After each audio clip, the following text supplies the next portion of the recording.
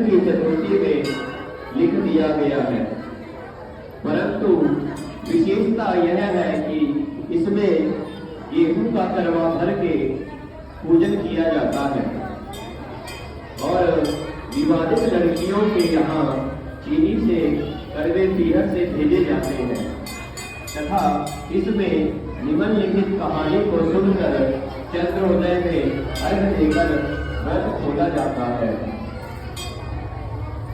एक साहूकार के 7 लड़के और 1 लड़की थी। सिधारी सहित उसके बहुओं और बेटी ने करवा चौथ का व्रत रखा था। रात्रि को साहूकार के लड़के भोजन करने लगे तो उन्होंने अपनी बहन से भोजन के लिए कहा और इस पर बहन ने उत्तर दिया कि हे भाई, अभी चांद नहीं निकला है, उसके निकलने पर ही अर्घ देकर मैं भोजन ग्रहण करूंगी। बहन की इतनी बात सुनकर भाइयों ने क्या काम किया कि नगर से बाहर जाकर अग्नि जला दी और छलनी से ले जाकर उसमें से प्रकाश दिखाते हुए उन्होंने बहन से कहा कि हे बहन, चांद निकल आया है, आप अर्घ देकर भोजन ग्रहण कर लो। यह सुनकर उसने अपनी भाभियों से कहा कि आओ आप भी चंद्रमा को अर्घ दे लो, परंतु वह सब इस कांड के बारे में जानते थे।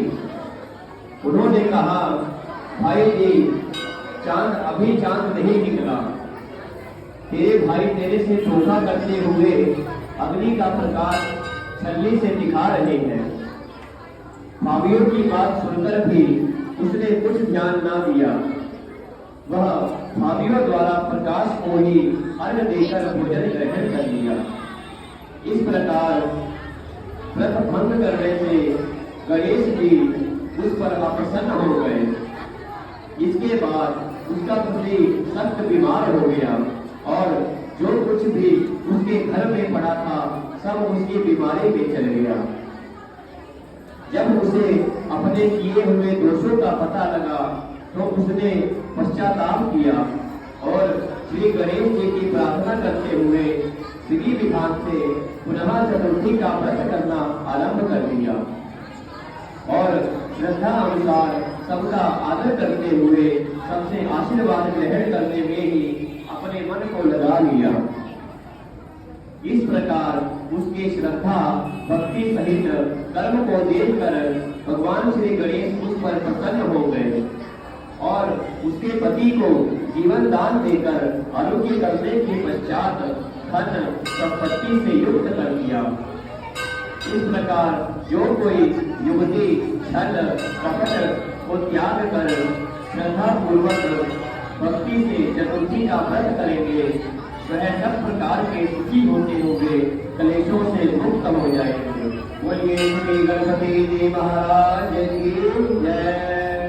अपने अपने फूल चावल चूड़ी के साथ बांध दीजिए, चंद्रमा निकलेगा।